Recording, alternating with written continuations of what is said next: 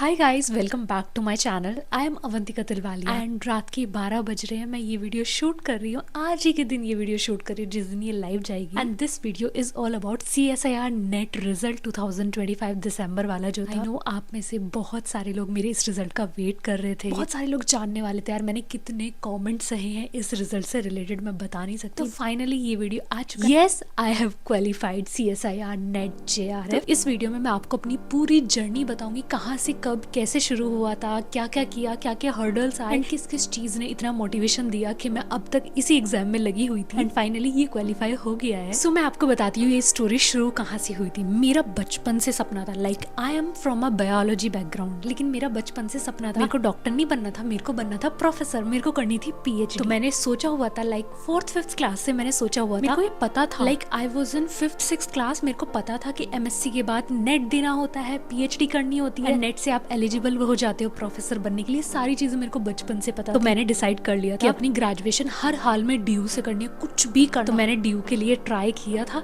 1 साल मैंने ड्रॉप कर दिया कुछ इशू की वजह से, due to some personal reasons मैंने 1 साल अपना ड्रॉप किया। फिर उससे नेक्स्ट ईयर में मैंने BSc में एडमिशन लिया दिल्ली यूनिवर्सिटी। मैंने 3 साल वहाँ पे बढ़िया ग्रेजुएशन की। बस वहाँ पे क्या होता था, पढ़ाई कर रहे हैं, नंबर ला रहे हैं, पास हो रहे हैं, बढ़िया मजा आ गया। आधी ग्रेजुएशन नॉर्मल हुई, आधी कोविड में हुई एंड कोविड में भी एग्जाम तो दिए थे हम लोगों ने। उसके बाद मैंने मास्टर्स के लिए प्रिपेयर किया। मास्टर्स का मेरा मन था DU में, लेकिन जूलॉजी में उस टाइम आई थिंक 60 सीट्स थी, बस बहुत कम सीट्स, तो मेरा मास्टर्स में नहीं हुआ। तो क्योंकि मैं मेरठ से बिलोंग करती हूँ, लेकिन मैं दिल्ली बहुत टाइम रह चुकी थी, मुझे मेरठ बिल्कुल पसंद नहीं है पर्सनली रहने के लिए। मेरठ से मुझे प्यार है बट कभी मेरे को मेरठ में रह के सुकून नहीं मिला, तो मेरे को मेरठ तो कभी रहना नहीं था। लेकिन फिर भी मैंने MSc में एडमिशन लिया क्योंकि मैं दिल्ली और मेरठ से दूर कहीं जाना नहीं चाह रही थी उस टाइम अपने YouTube चैनल की वजह से। इसलिए मैंने मेरठ में CCS यूनिवर्सिटी में एडमिशन ले लिया, MSc इन जूलॉजी। एंड उसके बाद वहाँ पे इतने अच्छे अच्छे दोस्त मिले एंड वहाँ पे मेरी जर्नी बहुत अच्छी स्टार्ट होती है YouTube। लाइक मैंने बहुत रैंडम वीडियो स्टार्ट की थी, मेरे को नहीं पता था मैं कैसी दिखती थी, मैं कैसी वीडियोस बनाती थी। लाइक अब मैं अपनी पुरानी वीडियो देखती हूँ, मैं कहती हूँ यार मैं कितनी गंदी दिखती थी, मैं कैसी वीडियो बनाती। लेकिन भाई उसने मुझे 1 लाख सब्सक्राइबर दिए वहाँ पे MSc में। मैं हॉस्टल की वीडियोस डालती थी, खाने की, डेली लाइफ की, अपने एग्जाम की, अपनी पढ़ाई। एंड आई नो इस चैनल पे 1 लाख प्लस लोग हैं जो मुझे तब से फॉलो कर रहे हैं कंटिन्यूअसली एंड उन्होंने हमेशा मुझे सपोर्ट किया है मेरे इस YouTube चैनल पे। रेयरली कोई मुझे हेट करता है, लाइक बहुत YouTube चैनल्स पे बहुत हेट कमेंट्स आते हैं, बहुत जजमेंट पास करते हैं लोग, लेकिन मेरी YouTube कम्युनिटी इतनी बढ़िया है कि मेरे को कभी हेट कमेंट्स देखने को मिले ही नहीं थे अपनी पूरी मास्टर्स के टाइम पे। मास्टर्स के बाद मैं फिर से वापस दिल्ली चली गई क्योंकि मैं मेरठ में नहीं रुक सकती, ऑब्वियसली नहीं रुक सकती थी। मेरठ में मेरे को सांस भी नहीं आता। मेरा प्लान था PhD करने का बाहर से, आउट ऑफ इंडिया से। तो मैंने बहुत ट्राई किया, बहुत सोचा। फिर जब मैं दिल्ली 6-7 महीने अकेले रही तो यार मुझे अकेले रह के ना मुझे हो गया डिप्रेशन। मैं इतना ट्रॉमा में जा चुकी थी, 6 महीने मुझसे निकलना बाहर ही हो रहा था, बहुत मुश्किल हो रहा था क्योंकि दिल्ली में मैं अकेले रहती थी। एंड फिर मैंने सोचा let's get back to Meerut because Meerut में सारे रिलेटिव्स रहते। I am born and brought up in Meerut, तो मेरठ मेरे लिए बहुत फैमिलियर सिटी था, यहाँ घूम सकते थे, बहुत शांति थी, कोई क्राउड नहीं था, कोई टेंशन नहीं थी। फिर मैं वापस आ गई मेरठ क्योंकि दिल्ली में मेरी पढ़ाई नहीं हुई। क्योंकि दिल्ली से मैंने डिसीजन लिया वापस मेरठ आने का, उसका एक रीजन था कि मैंने सोचा था मेरठ जाके CSIR नेट की तैयारी करती हूँ और मैं नेट निकालूंगी क्योंकि मेरा एक सपना है कि मुझे नेट का सर्टिफिकेट चाहिए हर हाल में। लाइक मेरी जिद थी, मेरे बचपन का सपना था और मैं ऐसी स्टूडेंट तो नहीं थी कि कुछ चीज डिसाइड करूं एंड वो क्लियर ना कर पाऊं। मैं कोई भी चीज तभी चूज करती हूँ तब मेरे को लगता है हाँ मेरे अंदर कैपेबिलिटी है। तो मैंने सोचा चलो यार कोई बात नहीं, मेरठ चलते हैं। तो फिर मैं वापस मेरठ आ गई दिसंबर के टाइम पे। अब दिसंबर में फिर से नेट हो तो मैंने मजे मजे में नेट दे दिया। लेकिन उस टाइम ना PhD ओनली, जो लोग नेट की तैयारी कर रहे हैं उन्हें पता होगा नेट में 3 कैटेगरी होती है, JRF, net LS and PhD only. अगर उस टाइम PhD ओनली होता तो मेरा PhD ओनली क्वालिफाई हो जाता, लेकिन तब तक ये ऑप्शन नहीं आया था नेट के पेपर में। तो बस मैंने तैयारी की, मैंने कहा यार मैंने बिना पढ़े इतने अच्छे मार्क्स ले आए, वाह यार मैं तो कर सकती हूँ। फिर मैंने सोचा चलो यार जनवरी से सही पढ़, जनवरी से फिर मैंने फिर से पढ़ना शुरू किया, पढ़ाई की YouTube से पढ़ती थी, चीजें पढ़ती। फिर मेरे को लगा यार मुझसे नहीं हो रहा। फिर मैंने बंसल बायोलॉजी का एक कोर्स लिया क्योंकि मुझे पता था अवंतिका मैम बहुत अच्छा पढ़ाती है,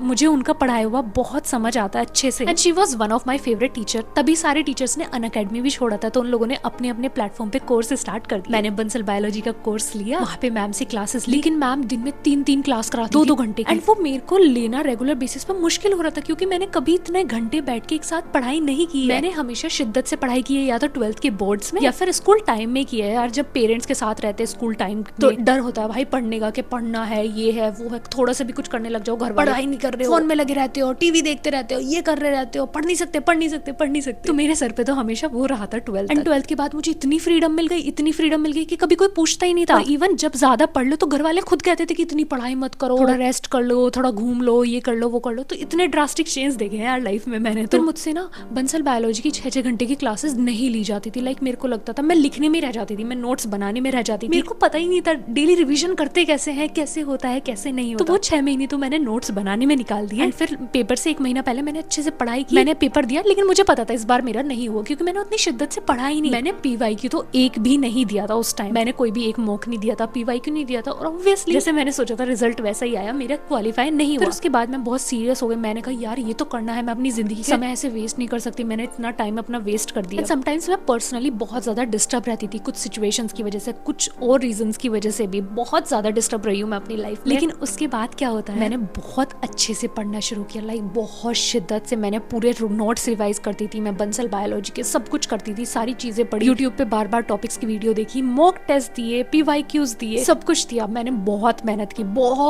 लेकिन मेरा फिर भी क्लियर नहीं हुआ एग्जाम। मुझे बहुत ज्यादा दुख हुआ, मैं बिल्कुल एकदम टूट चुकी थी। यार ये तो मुझसे नहीं होगा, मुझसे कैसे नहीं हो सकता? क्या जो बच्चे क्वालिफाई करते हैं वो मुझसे ज्यादा इंटेलिजेंट है? यार मुझसे कैसे नहीं हो सकता? मतलब मैं इतनी बुरी हूँ। लेकिन मेरे घर वाले सब, सारे रिलेटिव, सारे घर वाले, पूरा खानदान ये सोचता था यार ये तो पढ़ने में बहुत अच्छी है। आई वाज लाइक भाई मुझसे क्यों नहीं हो रहा ये पेपर, इतना भी टफ कैसे है जो मैं क्वालिफाई नहीं कर सकती? ये तो मेरे बचपन का सपना है भाई, नेट JRF का सर्टिफिकेट मैं नहीं ले सकती, ऐसे कैसे? अगर मैं बाहर से भी PhD करूँ, मेरे अंदर एक गिल्ट तो रहेगा ना, मेरा पेपर क्वालिफाई नहीं हुआ, इट मींस मुझे नॉलेज नहीं थी, वरना मैं वो पेपर क्वालिफाई कर सकती थी। मेरे साथ यार ये वाला सीन होने लगा। फिर क्या हुआ, वो वाला जो पेपर है वो हुआ था मार्च के अंदर, अगर आप लोगों को याद हो, अभी जो रिसेंटली मार्च में पेपर हुआ था, ठीक है। उसके बाद पेपर फिर से जुलाई में होना था, डेट आ चुकी थी कि अगला पेपर जुलाई में है। मैंने सोचा यार मार्च तो खत्म हो गया, अप्रैल मई जून मतलब 2-3 महीने ही है, तो ये पेपर तो मैं फिर से दे सकती हूँ। मैंने सोचा यार 2-3 महीने फिर से पढ़ती हूँ। हर हाल में मैंने इतने मॉक दिए, इतना रिवीजन किया, रात दिन, मतलब लाइब्रेरी में पूरे दिन बैठे रहना। आप लोगों ने देखी है मेरी वो वीडियोस, मैं पूरे दिन लाइब्रेरी में बैठी होती थी, मैं तैयारी कर रही हूँ, लेकिन माइंड में एक चीज और चल रही होती थी, यार मेरा पूरा यूट्यूब चैनल खराब हो चुका है, उस पर व्यूज नहीं आ रहे जैसा मेरा यूट्यूब चैनल की ग्रोथ हो रही थी। लाइक जब मैं दिल्ली में थी मेरे मिलियंस में व्यूज आते थे, जब मैं हॉस्टल में थी मेरे लैक्स और मिलियंस में व्यूज आते थे। मेरे सब्सक्राइबर नहीं बढ़ रहे हैं, कहाँ तो 1 साल में मेरे 1 लाख सब्सक्राइबर बढ़ चुके थे, एंड कहाँ 1000 भी सब्सक्राइबर नहीं बढ़ रहे हैं 1 महीने में। तो मुझे बहुत बुरा लगता था कि यार मेरा यूट्यूब भी नहीं चल रहा है, एंड यूट्यूब हर कोई कर रहा है, अपनी जॉब छोड़ के लोग यूट्यूब कर रहे हैं, मैं यूट्यूब को छोड़ के अपना CSIR नेट करी जस्ट बिकॉज ये मेरा सपना है। यूट्यूब पे मैं ज्यादा पैसे कमा सकती हूँ अगर मैं उसे अच्छे से करूँ, लेकिन नहीं,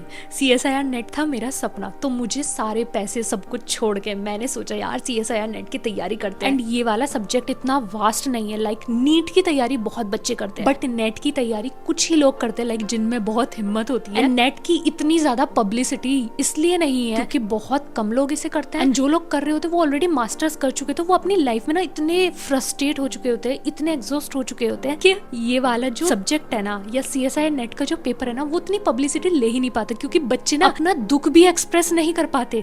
जैसे नीट वाले बच्चे ना वो अपना यूट्यूब की शॉर्ट्स बनाते हैं, इंस्टाग्राम रील्स बनाते हैं, अपना दुख तो एक्सप्रेस करते हैं, लेकिन नेट वाले ना अपना दुख भी एक्सप्रेस नहीं करते। लाइक वो उस स्टेज पे जा चुके होते हैं कि तुम उनसे अगर पूछो भी ना कैसे हो, उन्हें खुद को नहीं पता होता कैसे हो। मैं आपको स्टोरी बताऊंगी इससे रिलेटेड, ये मैं क्यों बोल रही हूँ, ठीक है। उसके बाद फिर मैंने सोचा यार चलो कोई बात नहीं, जून में पेपर होता है, देते हैं फिर से। 2 महीने की तो बात है, 2 महीने में तो मैं फिर से पढ़ के दे सकती हूँ अगर मैं इतना कर सकती हूँ। उससे पहले मेरा PhD ओनली क्वालिफाई हो गया था, मैंने एडमिशन नहीं लिया, मुझे JRF करके ही एडमिशन लिया। फिर मैंने फिर से पेपर दिया, and I was so broken, इतना ज्यादा ब्रेक डाउन हो चुका था क्योंकि मेरा पेपर फिर से क्वालिफाई नहीं। मैं इतना बुरा फील कर रही थी, मेरे को लगा था इससे अच्छा मैं कोई प्राइवेट जॉब करती, अब तक मैं लाखों में कमा रही होती, मैं क्यों कर रही हूँ। एट लास्ट पैसा ही तो सब कुछ होता है, ये होता वो होता, पर अपनी नजरों में मैं कहीं ना कहीं बहुत ज्यादा गिर रही। लाइक मैंने फैमिली फंक्शंस में जाना छोड़ दिया था, मैंने रिलेटिव्स के घर जाना छोड़ दिया था, मैंने अपनी फैमिली से मिलना बंद कर दिया था, सिर्फ एक रीजन की वजह से कि मेरा पेपर क्वालिफाई नहीं हो रहा था। मैं अपनी वो जिंदगी जिसमें मुझे घूमना पसंद था, मुझे खाना पसंद था, मुझे पूरे टाइम दोस्तों के साथ रहना पसंद था, वो लाइफ मैंने सिर्फ एक पेपर 4 दीवारी में लाइब्रेरी की एक सीट पे बैठे बैठे 10-10 घंटा बिता दिया। मुझे ये नहीं पता होता था दिन कब हो रहा है, रात कब हो रही है। मेरा एक रूटीन था, मैं सुबह उठती थी, ब्रेकफास्ट करती थी, 10 बजे कर रही हूँ, 9 बजे कर रही हूँ, 11 बजे कर रही हूँ, तुरंत लाइब्रेरी, पूरे दिन पढ़ती थी, लंच के टाइम पे आती थी, लंच खा के फिर लाइब्रेरी, फिर जाती थी, फिर रात को 8 बजे आ रही हूँ, 9 बजे आ रही हूँ, 7 बजे आ रही हूँ, 6 बजे आ रही हूँ, मुझे कुछ नहीं पता था। बीच में बस कभी कभी आधा घंटा कहीं खाने चली गई, कुछ करने चली गई, दोस्तों से तो बात ही नहीं होती थी। मैं वो बंदी जिसके इतने दोस्त थे कि मेरे घर वाले ये कहते थे भाई ये हर जगह दोस्त बना लेती है, इसके कितने दोस्त। लेकिन मैं वो बंदी अकेले पड़ गई थी कि मेरे पास एक बंदे से भी बात किए हुए मुझे 4-4 महीने हो जाते थे। दोस्त तो भूल जाओ, मतलब जो आपने मेरे MSc में दोस्त देखे, सोचो आपको पता होगा मेरे कितने दोस्त थे, हम लोग कैसे रहते थे, कितने मजे में रहते थे। लाइक उन लोगों से बात किए हुए मुझे ना इतने साल हो गए कि मैं क्या बात करूँ, क्या, हर कोई अपनी लाइफ में इतना बिजी है। मुझे रिलेटिव से मिले हुए इतने साल हो गए, मैं फैमिली फंक्शंस में में नहीं जाती थी, मेरा कहीं मन नहीं लगता था गाइस, आपको बता नहीं सकती वो फेज कैसा था। एंड पता है इस बीच मेरे जो कुछ दोस्त थे जिनसे मैं फ्रीक्वेंटली मिलती रहती थी, उनमें से पता है कुछ लोग मेरे को क्या बोलते, क्या यार अवंतिका तूने अपनी लाइफ का क्या बना रखा है, एक पेपर के पीछे तू इतनी लगी हुई है, अब तक तो निकाल लेती, ब्ला ब्ला, क्योंकि उन लोगों की जॉब लगी हुई है, सेटल्ड है, मैरिड है, क्या यार अवंतिका तेरी जिंदगी भी बेकार है, ये है, बट उन्हें नहीं पता मैं कुछ टाइम पहले उनसे ज्यादा एडवांस और अच्छी लाइफ जी रही थी। लेकिन यार वो होता है ना कि जब आपका डाउनफॉल होता है तो हर कोई आपको बुरा फील कराता है। जो CSIR नेट वाले बच्चे होते हैं ना, या UPSC वाले बच्चे जो होते हैं, इस टाइप के बच्चे ना वो अपना दुख भी बयान नहीं कर पाते। वो ना सामने वाले की हाँ में हाँ कर रहा होता है, सामने वाले चाहे उनके मुंह पे उन्हें गाली भी दे देना, उस टाइम ना ऐसे करते हैं हाँ ठीक है भाई ओके तू सही है हम गलत है। तो ये सिचुएशन होती है, मैं आपको यहीं पे बता देती हूँ। अगर आपकी लाइफ में ऐसे लोग हैं ना,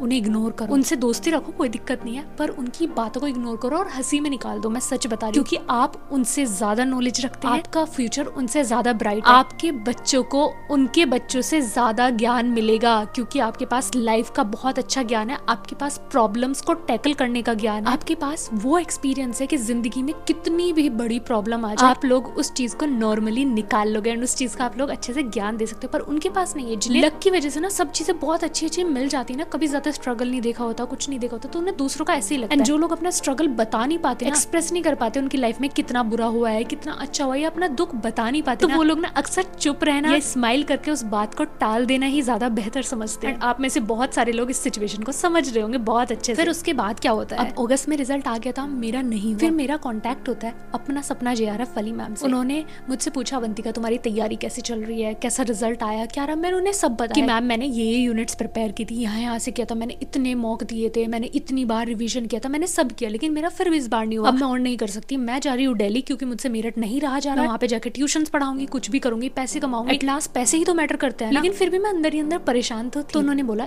एक बार मेरे कहने से मेरे साथ तैयारी करके एक बार देख, दिसंबर तक रुक जाओ, 4 महीने की बात, एक बार देख लो अवंतिका, इस बार ट्यूशन पढ़ाओगी, लाइफ टाइम रिग्रेट रह जाएगा कि मैं एक बार और तैयारी कर लेती तो काश हो जाए। तो मैंने कहा मैम मैं ऑलरेडी ये चीज ना 2-3 बार सोच चुकी हूँ, तब भी मेरा नहीं हुआ, तो इस बार क्या गारंटी है कि मेरा हो जाएगा। उन्होंने कहा इस बार अपना बेस्ट दे। मैंने कहा मैम और क्या दूं बेस्ट, मैं तो ऑलरेडी बेस्ट दे चुकी हूँ ना अपना 2-3 बार। उन्होंने कहा एक बार और दे दो, क्या पता यहाँ पे जो कमियां हो ठीक हो जाए। एंड ट्रस्ट मी, मैंने इतना कभी नहीं पढ़ा, मैंने टेक्निक वाली यूनिट इतनी शिद्दत से कभी नहीं पढ़ी, मैंने टेस्ट इतनी शिद्दत से नहीं दिया। लाइक कोई भी टॉपिक का टेस्ट होता था ना, मैं एकदम देती थी, एकदम। इवन मैं टीचर्स को परेशान कर देती थी कि इवन मैम टेस्ट अगर लेट अपलोड हो रहा है, मैम टेस्ट अपलोड क्यों नहीं हुआ, मैम कब होगा, कब तक होगा, कब तक होगा, मैम क्यों नहीं हो रहा है, मैम ये टॉपिक नहीं हुआ, ये वाले क्वेश्चन का एक्सप्लेनेशन नहीं दिया, ये नहीं दिया। मैंने ग्रुप पे टीचर्स को परेशान कर रखा था, शायद उसमें से तो एक दो मैम परेशान भी हो गई होंगी। जैसे वहाँ पे मैंने बहुत पॉइंट आउट किया है, मैम आप क्वेश्चंस नहीं बता रहे हो, मैम आप रिप्लाई नहीं करते हो, आप ये नहीं कर रहे हो, वो नहीं कर रहे, उनका अपना पर्सनल रीजंस होंगे, बट यू नो मैं बहुत परेशान रहती थी, क्योंकि आप सब जानते हो मैं ऑलरेडी एक ट्रॉमा से निकल चुकी, तो मैं बहुत परेशान रहती थी। एंड सच बताऊं इस जर्नी में मैं अकेले नहीं थी। तो अगर मैं अपने JRF क्लियर होने का क्रेडिट दूं ना, खुद को तो दूंगी, लेकिन इमोशनल सपोर्ट एंड वो जो आपको हिम्मत देते हैं वो कहाँ से आई, वो मेरे दोस्त से आई। मेरी दोस्त जो आप लोगों को पता है, जो मेरे साथ प्रिपेयर कर रही थी, कभी कभी मेरा मन नहीं होता प्रिपरेशन करने का, वो मेरे को मोटिवेट करती थी। मैं उससे बोलती थी यार तुझे पता है एज कितनी हो गई है, ना जिम में पैसा है, ना सक्सेस है, ना कहीं जाने का मन नहीं करता, कहीं भी जाओ हर कोई ये पूछता अब तुम क्या कर रहे हो, तुम्हारा पेपर क्लियर नहीं हुआ, अच्छा कोई बात नहीं हो जाएगा। लेकिन मन में तो सब खुश हो रहे होते हैं ना कि इसका पेपर क्लियर नहीं हुआ, अच्छा है, बेकार है, डाउनफॉल चल रहा है। आजकल कोई किसी की खुशी से खुश नहीं होता, लोग ऊपर से दिखाएंगे, लोग ये दिखाएंगे और हमें तो बहुत खुशी हुई इसका पेपर निकल गया, हमें तो पता ही था ये निकाल, हमें तो बड़ा अच्छा लगा, हमें तो ऐसा लगा जैसे हमारा ही पेपर निकल गया, इसका पेपर, हम तो बहुत दुआ कर रहे थे इसका पेपर निकल जाए। गाइस वो सब फेक होते हैं, मैं आपको पहले ही बता दूं, वो सब फेक होते हैं। सिर्फ अगर आपका अपना कोई सोच रहा है ना, जेन्युइनली वो आपके लिए खुश हो। जैसे मेरी एक सीनियर है, उन्हें मैंने बताया पर्सनली, क्योंकि उनसे मेरी बहुत कम बात होती है, उन्हें मैंने बताया कि दी हाय दी मेरा एग्जाम क्लियर हो गया, ये वो कह रही यार मुझे सच में बहुत खुशी हूँ, मुझे पता है तू क्या फेस कर रही थी, ये वो भाई उन्होंने मुझे 501 रुपए भेजे। मुझे ऑड लगा पर मुझे अच्छा भी लगा, यार कोई इतना खुश हो सकता है किसी के लिए। मैं उनसे गाइस मिली भी नहीं हूँ 4-5 साल से, लाइक कॉलेज में मिली थी मैं उनसे, आज तक मैं मिली नहीं, ना ही मैं उनसे रेगुलर बेसिस पे बात करती हूँ, कुछ नहीं करती मैं उनसे। एंड सिर्फ वो मेरे बर्थडे पे, लेकिन वो एक बंदी है जो मेरे बर्थडे पे हमेशा कॉल करती है, इवन मैं उनका बर्थडे भूल जाती हूँ, मैं भूल जाती हूँ, लेकिन वो हमेशा याद रखती है, वो हमेशा कनेक्ट रहती है। मुझे इतना अच्छा लगा कोई किसी के लिए इतना भी खुश होता है। गाइस होते हैं कुछ लोग होते हैं, उनका आपको रियली में पता चल जाएगा, एंड जो नहीं होते ना वो दूर से आपको ऐसी बातें बनाएंगे, इतनी शुगर कोटेड बातें करेंगे ना वो आपसे, उनके जाल में मत फंसना, मैं सच बता रही हूँ। क्योंकि जब आप लोग स्ट्रगल कर रहे थे ना, उनमें से कोई भी आपके साथ नहीं था, आपको कोई पूछता था, कुछ नहीं करता था, वो मैटर भी नहीं करता आपके लिए, उनका अच्छा सोचना बुरा सोचना आपके लिए मैटर नहीं करता। वहीं जो मेरी दोस्त थी मेरे साथ, वो मुझे इतना सपोर्ट करती थी, मैं उसे सपोर्ट करती थी। अगर वो नहीं पढ़ी है ड्यू टू सम रीजंस, घर के काम, घर की वजह से, घर में लोग आ जाते हैं, बहुत सारी चीजें होती है, मैं उसे बोलती थी यार मेरा ये टॉपिक हो गया, तू भी ये कर, ये टेस्ट दे दे, ये टेस्ट में कम नंबर है, ज्यादा नंबर है, तुझे पता है मेरे इतने आए या तेरे कितने आए, यहाँ कमी हो रही है यार, हमारी ये करना है, अब हमें ये वाले मॉक परचेज करने, ये करना। हम दोनों ने इतनी तैयारी की साथ में, ये सपोर्ट बहुत था। इस सपोर्ट के बिना सच में नहीं होता। अगर आज वो भी यही कहती है कि मेरे सपोर्ट के बिना वो शायद तैयारी आगे अच्छे से नहीं कर पाती, या मैं कहती हूँ उसके सपोर्ट के बिना मैं नहीं कर पाती अकेले तैयारी। तो लाइफ में ना एक ऐसा दोस्त जरूरी है, लाइफ में एक ऐसा दोस्त ना आपके स्ट्रगल टाइम में आपका जरूर बनता है। मेरा तो बना है, तो वही है यार, वो मुझे इतना करती थी। बट पता है मेरा जब रिजल्ट आया ना, तो मेरा रिजल्ट क्वालिफाई हुआ, लेकिन उसका क्वालिफाई नहीं हुआ। बस बहुत एक, मैं कह रही हूँ नसीब की वजह से उसको क्वालिफाई नहीं हुआ, मैं सच बता रही हूँ। मुझे इतना दुख है, मेरे को, मैं इसलिए ज्यादा खुशी एक्सप्रेस भी नहीं कर पा रही शायद आपको। मेरे वे ऑफ टॉकिंग से अभी भी मैं पहले जैसे ही बात कर रही हूँ आपसे, क्योंकि मैं उतनी खुश नहीं हूँ। मैंने सपना देखा था कि मैं उसके साथ अपना पेपर क्वालिफाई करूंगी। मुझे इतना दुख हुआ, सोचो मेरा रिजल्ट आया, ये वीडियो देखो आप साइड में, मेरा रिजल्ट आया एंड मैंने सोचा यूट्यूब पे एक वीडियो डालूंगी अपनी करके। मुझे इतना दुख हो रहा उसके पेपर का, मुझे इतना दुख हो रहा कि मैं अपने आप को कंट्रोल नहीं कर पा रही। मैं मतलब पूरे उस टाइम ना मैं 4-5 घंटे तक मेरा रोना नहीं रुक रहा था, क्योंकि मुझे अपने पेपर की, अपने क्लियर होने की खुशी कम और उसका ना क्लियर होने का दुख ज्यादा था। मुझसे अच्छा ये कोई फील नहीं कर पाएगा। अगर आधे नंबर से भी हम रह जाते ना, हम टूट जाते, बिखर जाते हैं यार। मतलब हम अपना दुख एक्सप्रेस नहीं कर पाते, मैं सच बता रही हूँ, नहीं कर पाते। मैं तो इतना हो गई थी कि कोई मुझसे हाई भी करता था ना, तो मेरे को 2 मिनट रिस्पॉन्ड करने में लगते थे। ओ हाय, मैं ऐसे बोलती थी ओ हाय। कोई मुझे ऐसे भी विश कर रहा है ना कि लाइक हैप्पी न्यू ईयर, तो मैं कहती ओ हैप्पी न्यू ईयर, क्योंकि मुझे याद ही नहीं रहता था कि न्यू ईयर है, होली है, दिवाली है, क्या है। माइंड इतना डिस्टर्ब हो चुका था ना, इतना डिस्टर्ब कि ये भी नहीं पता होता था कि हम इतने डिस्टर्ब है, जितने डिस्टर्ब हम हो चुके थे। आज भी उतने ही डिस्टर्ब है। जिन लोगों का पेपर नहीं क्वालिफाई हुआ ना, मैं सच बता रही हूँ, उनका दर्द मुझसे बेहतर कोई नहीं समझ सकता। एंड मेरे को खुशी है उन लोगों की जिनका क्वालिफाई हुआ, लेकिन उससे ज्यादा ना मेरे को दुख होता है उन लोगों का जिनका नहीं होता, क्योंकि उस दुख से मैं गुजरी हूँ। लाइक सिंपल एक पेपर क्वालिफाई करना भी ना बहुत मुश्किल हो जाता है समटाइम्स, क्योंकि आप लक की वजह से रहते हो ना, तब बहुत बुरा लगता है कि आपने बहुत मेहनत की है, बहुत पढ़ा है, फिर भी आपका नहीं हुआ। आप में से बहुत लोग ऐसे होंगे जो आज भी बहुत पढ़ रहे होंगे लेकिन उनका नहीं हो रहा है, वो बहुत परेशान हो रहे होंगे। बस ये वीडियो भी वो ऐसे टाइम पास के लिए देख रहे होंगे, क्योंकि वो सच में इतने दुखी होंगे ना कि उन्हें नहीं पता। उन्हें भी लग रहा होगा सामने एक रैंडम बंदी अपनी जर्नी बता रही है, इसका तो हो गया, ठीक है यार, इसकी जर्नी से हमारा क्या लेना देना, क्यों बता रही है, हम क्यों सुन रहे हैं, हमारा तो नहीं हो रहा, हम क्या ही करें इस जर्नी से। लेकिन मैं बहुत अच्छे से समझ रही हूँ आप लोगों का दुख। एंड सच में मुझे उतनी खुशी अपने पेपर को क्वालिफाई करने की नहीं है, क्योंकि पता है मैंने सच में कहीं पे सुना था, नायाब को अगर आप सुनते हो, उसमें था कि तुझे पाने की कोशिश में इतना खो चुका हूँ मैं कि तू मिल भी जाए तो तेरे मिलने का गम होगा। तो वही है, कुछ चीज़ें ना इतना इंतज़ार करा देती हैं, इतना वेट करा देती हैं कि हम थक जाते हैं। लाइक मैं तो हमेशा ये कहती हूँ, जब मुझसे कोई कहता ना यार वेट कर, लाइफ सब अच्छी होगी, ये होगा वो होगा, तो मैं हमेशा, मेरे को इतना गुस्सा आ जाता है ये सुन के। मैं कहती हूँ आज मेरे घर में अगर खाना नहीं है एंड कल रेस्टोरेंट में 5 स्टार होटल में मैं पूरे होटल का बूफे बुक कर सकती हूँ, मुझे कोई इतना अमीर बना दे, तो उस मिलने का क्या, उस चीज़ का क्या होगा कि जब जिस चीज़ के लिए मैं तड़प रही थी वो चीज़ तब मेरे पास थोड़ी सी भी नहीं थी, एंड आज वो मुझे उतनी अनलिमिटेड मिल गई कि मैं खुशी नहीं हो पा रही उसे देख के। होता है ना, कुछ लोगों के पास पैसों की कमी होती है, लाइफ उन्हें बहुत फाइनेंशियली स्ट्रगल कराती है, शुरू में बहुत मुश्किलें करा देती है, अचानक से फिर आप सक्सेसफुल हो जाते हो, आपके पास बहुत पैसा आ जाता है कि आप जो चाहो वो खरीद सकते हो, लेकिन यार तब आपका खरीदने का मन नहीं होता, चाहे आप सारी चीज़ें अफोर्ड कर लो, क्योंकि उस चीज़ की इंपॉर्टेंस नहीं होती फिर तब, क्योंकि जब उस चीज़ की ज़रूरत थी तब तो वो चीज़ थी नहीं ना हमारे पास। तो बस इसी वजह से शायद मैं थोड़ी कम खुश हूँ, बट हाँ मुझे खुश होना चाहिए, बट मैं कोशिश कर रही हूँ और मैं खुश नहीं हो पा रही हूँ। आई डोंट नो गाइस, पता नहीं आप लोग कमेंट सेक्शन में मुझे बताना कि मुझे खुश होना चाहिए या नहीं, क्योंकि शायद मुझे थोड़ा दुख अपनी दोस्त का भी है कि यार, एंड मुझे सच में होता है कि यार मैंने जो चीज़ सोची थी वो इस बार भी ऐसे नहीं, वरना अब हम दोनों बहुत फ्रीली घूम रहे होते, बहुत मज़े कर रहे होते, बहुत खुश होते। शायद मुझे लगता है मेन थोड़ा सा मैं इसलिए भी दुखी हूँ, इसलिए भी मैं ज़्यादा खुश नहीं हूँ, बट कोई बात नहीं। CSIR नेट होना बहुत बड़ी बात है, मैं बहुत शुक्रगुजार हूँ अभी भी सच में, क्योंकि अगर आधे नंबर से भी रह जाती ना, 0.2 से भी रह जाती ना, तो मुझे जितना दुख होता है ना, मैं सच में शैटर्ड हो जाती। मैं यूट्यूब अभी तक इतना सही से नहीं चला पाती, अब तो मैं बिल्कुल ही ख़त्म हो जाती। ऐसा ऐसा हो जाता है। तो मैं इतनी ग्रेटफुल हूँ, इतनी शुक्रगुजार हूँ, इतनी ज्यादा शुक्रगुजार हूँ कि मेरा ये क्वालिफाई हुआ। क्योंकि जिनका नहीं होता ना, उनसे इस चीज का दुख पूछो, उनसे इस चीज का महत्व पूछो। मैं वो चीज बिल्कुल नहीं करना चाहती कि मिल जाए तो मिट्टी, ना मिले तो सोना। नहीं भाई, मेरे लिए मिलने के बाद भी सोना है, ना मिलती तो भी मेरे लिए सोना ही था। तो बस वही है। एंड बस ये थी मेरी journey. I have qualified CSIR NET JRF in life sciences after so many hurdles and struggle. आप लोगों ने लाइव जर्नी देखी है तो आप लोग हार मत मानना,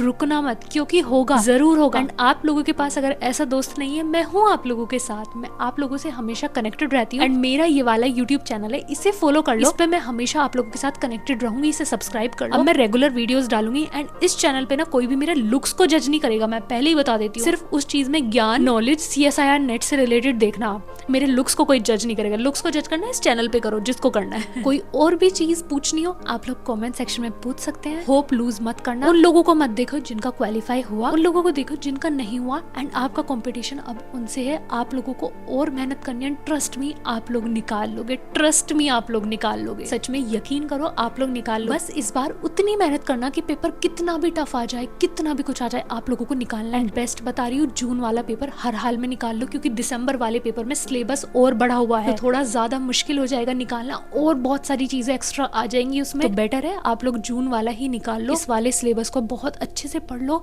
बहुत अच्छे से रिवीजन करो। पहली रिवीजन, PYQ, टेस्ट सीरीज, ये 3 चीजें सबसे ज्यादा इंपॉर्टेंट है। आपको आता हो ना आता हो, रिवीजन, टेस्ट सीरीज और PYQ तो करते रहो, करते रहो। सो अब हम आपको मिलेंगे नेक्स्ट वीडियोस में।